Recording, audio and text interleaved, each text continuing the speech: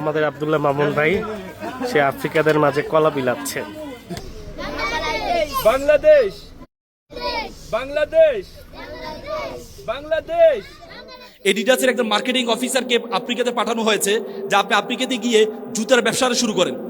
তো সে গিয়ে দেখে যে আফ্রিকার মানুষ জুতোই পরে না। তখন এডিডাসের মার্কেটিং অফিসার ফেরত আসছেন যে স্যার আমি কি জুতা বিক্রি করব, সেখানে তো মানুষ কি করে না, জুতোই ব্যবহার করে না। পরবর্তীতে আমেরিকান দ্বিতীয় বিশ্বযুদ্ধের পরে আমেরিকার নাইক জুতা ব্যবসায়ী তাদের মার্কেটিং অফিসারকে পাঠালো আফ্রিকায়। তিনি গিয়ে আফ্রিকায় দেখেন যে মানুষ জুতা পরে না।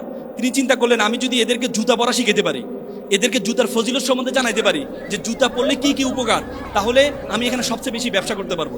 মার্কেটিং অফিসে 3 মাস আফ্রিকা অবস্থান করেছে। অবস্থান করে তাদেরকে জুতার ফজিলত সম্বন্ধে শিখে পরবর্তী দেখা গিয়েছে আমাদের আব্দুল্লাহ মামুন ভাই সে আফ্রিকাদের মাঝে কলা বিলাচ্ছে। পুরো বিশ্বে নাইক যা ব্যবসা করেনি তার চেয়ে বেশি ব্যবসা করেছে আফ্রিকা।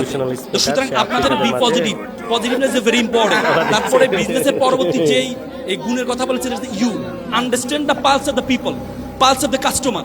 আপনারা ব্যবসায়ী হতে হলে আপনাদেরকে কাস্টমারের পালস বুঝতে হবে, ব্যবসায়ী পালস বুঝতে হবে। আপনি গরমকালে যে কাম্বলের ব্যবসা করেন তাহলে হবে না। আপনাকে বুঝতে হবে আপনি যে পণ্যটা, এই পণ্যটা কার কাছে গিয়ে নিয়ে যাবেন। আপনাকে পালস, একবার একটা বাবা একটা ছেলেকে একটা পাথর নিয়ে বাজারে পাঠালো, যাও তুমি এই পাথরটা বিক্রি করে আসো।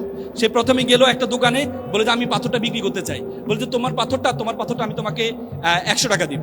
পরবর্তী